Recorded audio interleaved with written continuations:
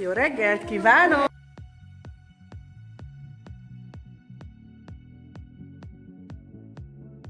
Én úgy képzelem el ezt a helyet, hogy két szintes lenne, az alul lenne az ilyen ökotanterem, a biológiát úgy tudnánk megtanulni, hogy nem a könyvből, hanem így igaziból, mert körbevennék ilyen növények,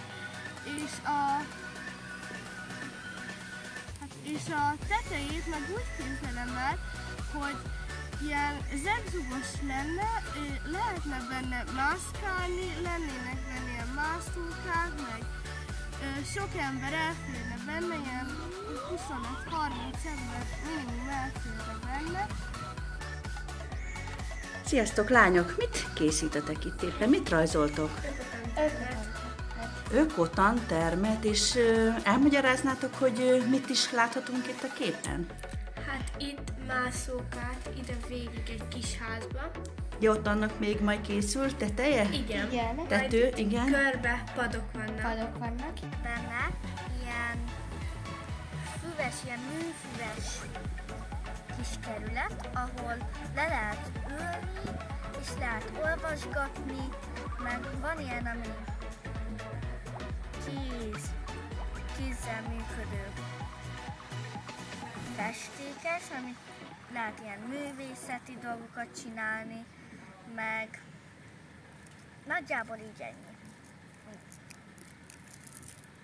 Én olyat gondoltam, egyemeletes, kékes-zöld színű lesz. Fű lenne, illetve egy ilyen tanteremszerűség fából, hogy arra csak zokniba lehetne bemenni például, és akkor lennének ott asztalok, és ugye ilyen fűön tanulnánk például.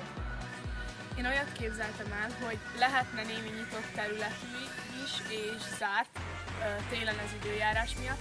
A fákat bele lehetne építeni, illetve a pavilonokat, mivel már elég elhasználtak és nincsenek jó állapotban, ezért lehetne valami nagyobb területű ilyen kis kiülőhelyet csinálni, mert hogy az egész iskola szünetben itt el tudjon társalogni, illetve beszélgetni.